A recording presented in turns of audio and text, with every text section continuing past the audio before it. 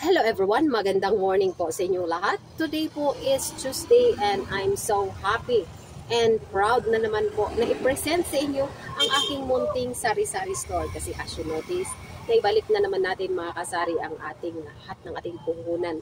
Sa buong linggong bentahan natin mga kasari ay nandito na naman sa ating mga paninda. Naibalik na naman natin mga kasari. And so glad kasi every week meron po akong tinatawag na achievement sa sarili ko bilang isang sari-sari store owner. Tayo po ay nakapag-save for the whole week. Ayan. So for today mga kasari, puno na naman ang ating tindahan, di ba?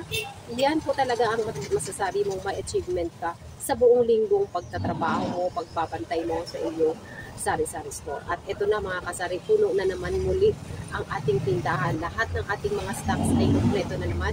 And meron na naman tayong mga spare na mga stocks na tinatawag na hindi pa natin ito naisabit kasi puno na yung ating mga sabitan. Ayan. Meron pa tayong isang karton na naman na hindi pa na-display dahil puno na naman ang ating mga lalagyan. So, masasabi mo mga kasari na meron ka talaga na-achieve for the whole 1 week na pagbabantay mo sa inyong sari-sari store. So, ito na mga kasari. Pakita ko na sa inyo ang aking mga achievement na naman, na naibalik ko na naman ang aking mga paninda sa aking mga lalagyan. And meron na naman tayong na-save sa ating, syempre, kumikita tayo kapag tayo ay nagbabantay purely for 1 week sa ating tindahan.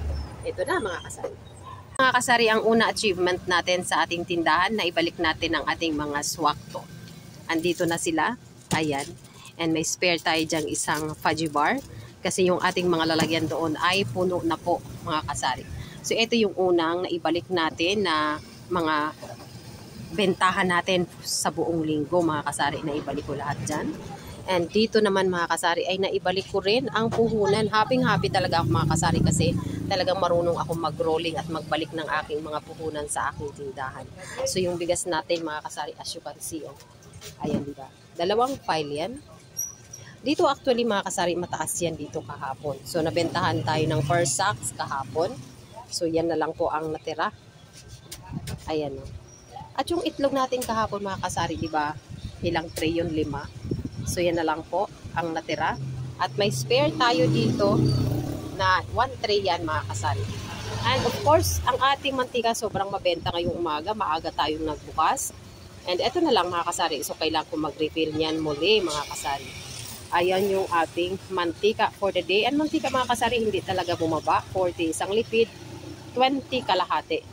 Yan po ang bentahan ko sa aking mantika dito sa aking tindahan. And ayan o mga kasari, as you notice, medyo ayan na naman. Tumataas na naman si Haring Araw. At eto mga kasari, dito sa portion na to, ito po ay punuan po yan dyan. Andito po yung ating mga fudgy bar, may blue and brown. Yung chocolate mga kasari, sobrang mabenta yan. So yun dito naman na part mga kasari, ayan, napuno na po dyan. Namili po tayo kahapon. Meron na po tayong mga, kasi merong naghahanap nito mga kasari. Talagang hindi nyo to nakikita sa vlog ko ngayon lang. Ito pala ay mabenta itong creamy seafoods na nakapack. Itong bintahan ko nito mga kasari ay 17 pesos. Hindi ko alam na mabenta ito. Marami naghahanap. Kasi usually ang binibenta ko dyan mga kasari is yung nandun sa box ko na yun, no? Yung beef lang at saka yung chicken yan. Yung seafoods na isa yung blue. Hindi ko alam na mabenta pala itong light blue na creamy seafoods. Kaya bumili tayo dyan. Ayan yung ating stante na to ay punong-puno po mga kasari. Ayan, andito rin sa area na yan, nagre-refill tayo niyan. Mag-refill pa ako dyan pala ng tubig, mineral natin. Marami pa tayo sa ating mga box. Ayan, and kahapon, bumili rin po ako mga kasari ng mga sabon. Kasi wala na yung mga powder natin na Tide and Ariel. Andito sa ilalim pa yung iba, hindi ko pa nagawa. Siniksik ko muna. Ayan po, at nagpunit-punit din tayo mga kasari ng ating mga downies para mabilis nating maibigay kay customer kung bibili. Kasi kung maraming mga tao sa harapan, maraming mga buyers, no, kung magpupunit pa tayo nito, may tendency kung minsan nagkakamali tayo, mapupunit, malulugi tayo, di ba?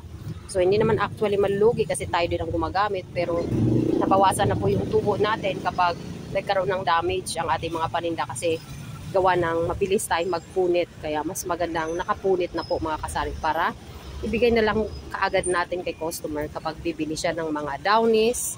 Ayan, mga kape. Kaya make sure mga kasari na meron kayong mga nakagupit dyan ng mga kape-kape. So ayan ang aking tindahan for today's video. Happy kasi ayan, nabalik na naman natin ang ating puhunan sa ating tindahan. Sa maliit natin na tindahan mga kasari. Ako naman hindi nagsasabing malaki ang tindahan ko. Maliit lang ito pero siguradong marami kang mabibili. Si Tomer kapag pupunta at lalapit dito sa aking maliit na tinda. So ayan o, sobrang daming nakapunit. Kulang na mga chichirias dyan. Kaya magre-refill tayo dyan.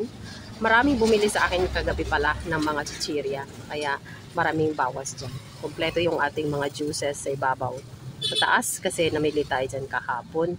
Ayan, kasama yung ating mga kape-kape. Ayan. So for today, kailangan ko palang maglagay ng mga chichirias. Galing po doon sa ating box side. Kasi meron pa mga laman yun. So yun, marami tayong mga na-achieve for the whole week. At naibalik natin ito sa ating mga lalagyan. So ayan, for today's video mga kasari, ayan na naman si Haring Araw. Diyos ko naman, mainit na naman ang panahon, no? So yun mga kasari, naibalik ko na nga po ang aking lahat na naging benta ko for the whole week, and nakikita ko meron itong sobra, so yun tinabi ko. Ganun po ako magtabi dito sa aking tindahan mga kasari. Ibili ko muna lahat ng mga paninda ang aking benta. Pag may sobra at nakita kong kumpleto na, yun, itatabi ko rin siya. Hindi ako nagtatabi mga kasari ng araw-araw. Weekly po ako nagtatabi. Kasi weekly binubuhos ko lahat ng aking mga stocks na kailangan kumpleto. Nakabayad na tayo sa ating syempre mga ahente na darating. Nakarimik na tayo. Yun. So kung may sobra, yun ang ating itatabi. Syempre araw-araw tayong gumagastos. May bili ng mga ulam, mga snacks, pagbaon ng anak natin, etc. Kung may makita pa tayong gusto sa labas, kung lalabas tayo, syempre nababawasan yung pera natin. Kaya make sure ko muna mga kasari na maibalik ko lahat ang aking mga paninda. Pag naibalik ko lahat, kung may sobra, yun ang itatabi ko. So ganun po ang diskarte ko dito sa aking tindahan. Meron po akong isang commenter dyan na nagtatanong paano ho daw ako mag-save. So ganito ang paraan ko sa pag-save. Weekly ako nagsisave mga kasari. Kung ano yung sobra, yun po yung aking tinatabi. Kung wala na po talaga ako makikitang dapat bilhin sa aking tindahan, tinatabi ko yan sa aking alkansiya. Ayun po ang share ko for today's video. Happy selling po sa inyong lahat. Happy Tuesday. God bless po sa ating lahat. Bye-bye.